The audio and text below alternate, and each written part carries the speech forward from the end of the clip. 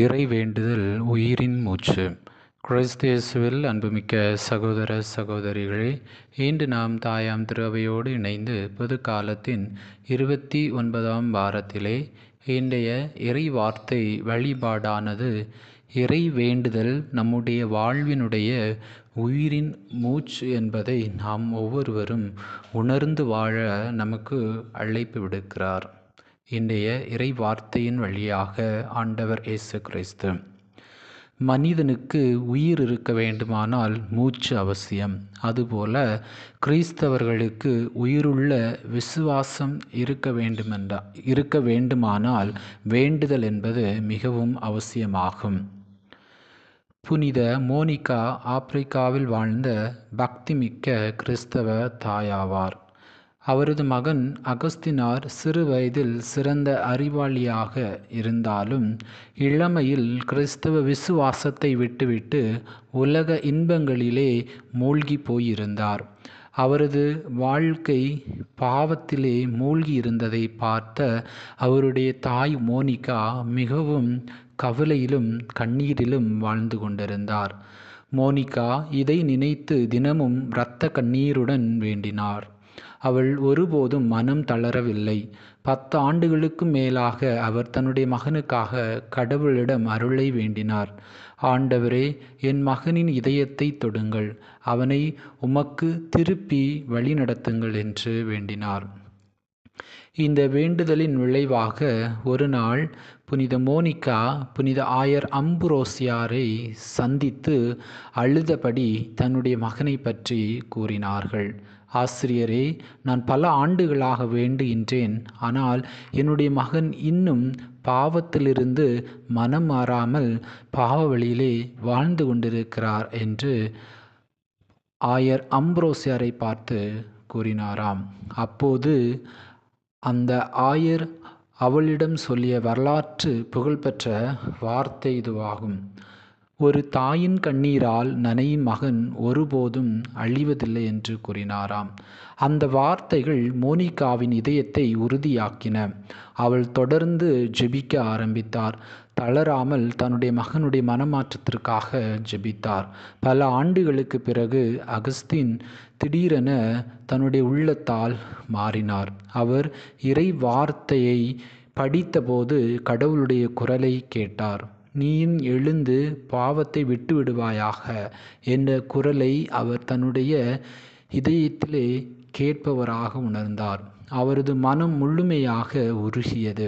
அவர் பாவத்தை விட்டு திரும்பி பின்னர் புனித அகஸ்தின் என்ற பெயரால் திரு அவையிலே இன்று உலகம் முழுவதும் அவர் அறியப்படுகின்றார்.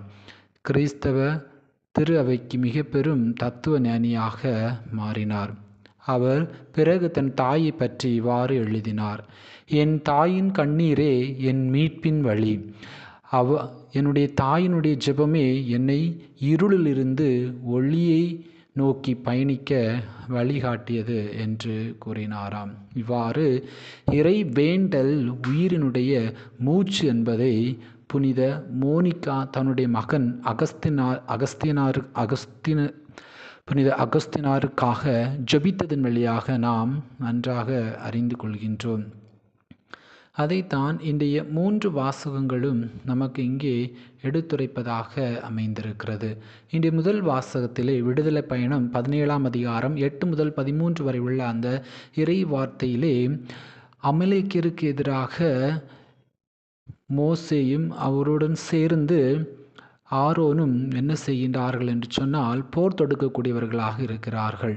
குறிப்பாக யோசுவா போர்க்களத்தில் இருக்கின்றார். மோசே மலை உச்சியில் கைகளை வானத்தை நோக்கி தூக்கி நிற்கிறார். அவரின் கைகள் உயர்ந்திருக்கும் போது இஸ்ராயல் வெற்றி பெறுகிறார்கள். கைகள் கீழே விழும்போது எதிரி வெற்றி பெறுகிறார்கள். ஆரோனும் கூகுரும் வந்து மோசேயின் கைகளை தாங்கினர். சூரியன் மறையும் வரை இவ்வாறு மோசேயினுடைய கரங்களை அவர்கள் பிடித்து கொண்டிருந்தார்கள். அந்த கரங்களை பிடித்து கொண்டு அவர்கள் வேண்டுதலின் அடையாளமாக அவர்கள் இஸ்ராயல் மக்கள் வெற்றி பெறக்கூடிய ஒரு நிகழ்வை இன்றைய முதல் வாசகம் நமக்கு எடுத்துரைக்கிறது. வேண்டுதல் என்பது நம் போராட்டங்களில் கடவுளின் சக்தியை வரவழைக்கும் வழியாகும். நம் முயற்சிகள் போதும் அல்ல, அருளின்றி வெற்றி இல்லை.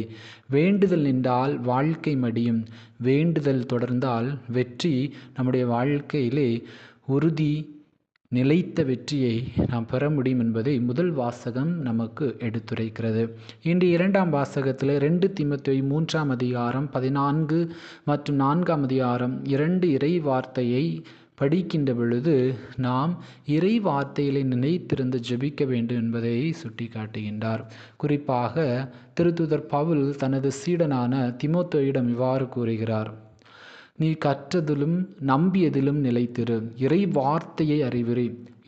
வாய்ப்பு கிடைத்தாலும் கிடைக்காவிட்டாலும் இறை வார்த்தை அறிவிப்பதிலே மனம் தளராதே என்று கூறுகிறார். இங்கே வேண்டுதல் ஒரு புதிய வடிவத்தில் தெரிகிறது. வேண்டுதல் என்பது கடவுளோடு பேசுவது, இறை வார்த்தை படித்தல் என்பது கடவுள் நம்மோடு பேசுவது. இரண்டும் இணைந்தால்தான் உயிருள்ள உறவு உருவாகிறது. வேண்டுதல் உண்மையானதா என்பதை நாம் வார்த்தையில் நிலைத்திருக்கிறோமா என்பதை தீர்மானிக்கிறது. இறை வார்த்தை நம் உள்ளத்தில் வேரூன்றி இருக்கும்போது நம் வேண்டுதலும் நம்பிக்கையுடன் இருக்கிறது. இறை வார்த்தை இல்லாத வேண்டுதல் வெறும் ஓசையாகும்.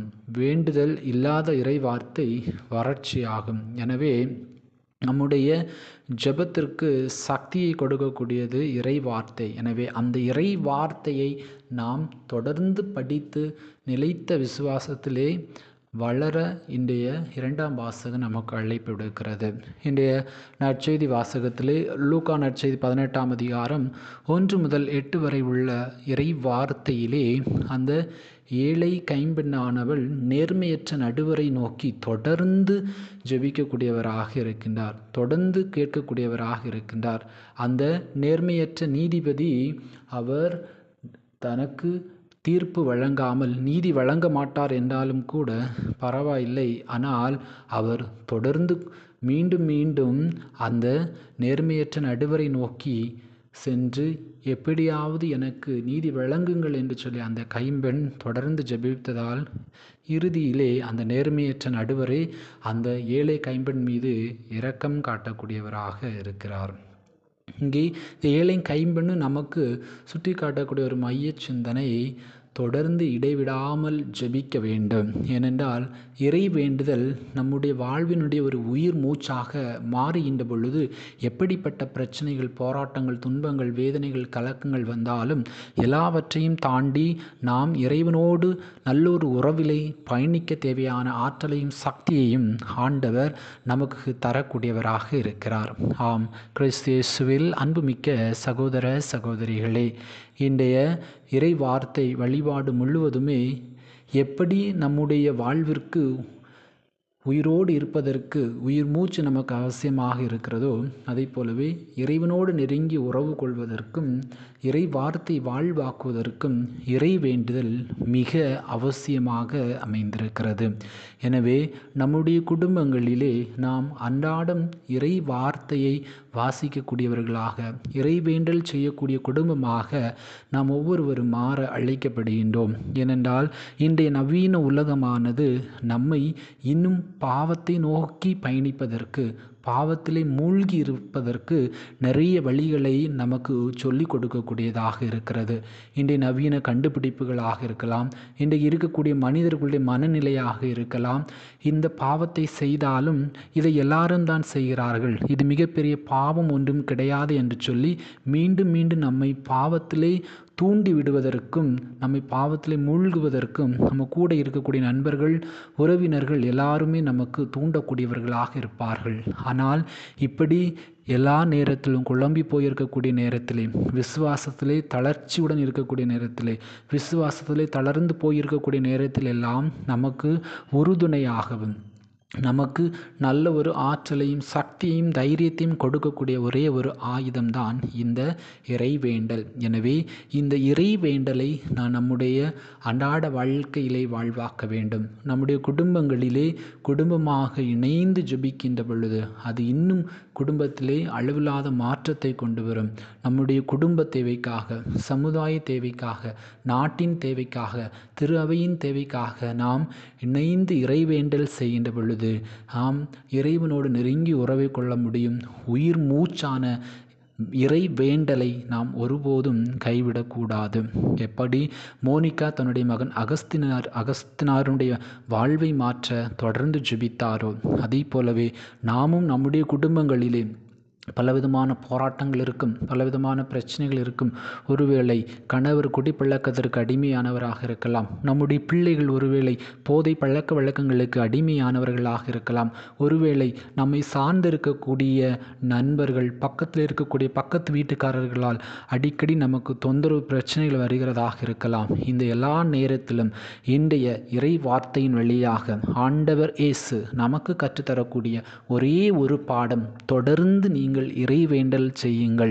அது எவ்வளவு பெரிய பிரச்சனையாக இருந்தாலும், எவ்வளவு பெரிய துன்பமாக இருந்தாலும், எவ்வளவு பெரிய இழப்பாக இருந்தாலும், எவ்வளவு பெரிய வலியாக வேதனையாக இருந்தாலும், எல்லா சூழ்நிலையும் ஆண்டவர் இயேசு கிறிஸ்து இறை வேண்டலின் வழியாக மாற்றி தகுந்த நேரத்திலே உங்களுடைய வேண்டுதலை கேட்டு உங்களுடைய குடும்பத்திற்கும் உங்களுடைய தனிப்பட்ட வாழ்க்கையிலும் அமைதியையும் நிறைவான மகிழ்ச்சியையும் தருவதற்காக ஆண்டவர் இயேசு இந்த இறை வார்த்தையின் வழியாக நமக்காக காத்து கொண்டிருக்கிறார்.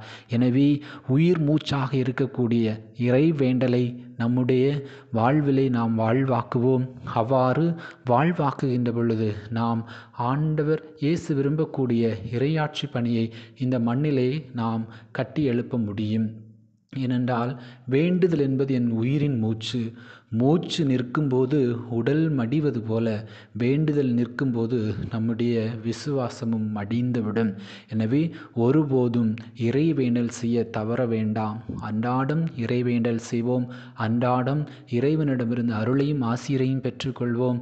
அன்றாடம் நாம் அமைதியோடும் மகிழ்ச்சியோடும் இறைவன் தரக்கூடிய இறையாட்சியை, இறை வார்த்தையை நம்முடைய வாழ்க்கையிலே வாழ்ந்து பிறரிலும் வாழ்வாக்க தேவையான அருள் வேண்டி இந்த நாளிலே இறைவனை நோக்கி நாம் மன்றாடுவோம். எல்லாமல்ல இறைவன் தந்தை, மகன், தூய ஆவி உங்களை நிறைவாக ஆசீர்வதிப்பாராக. ஆமீன்.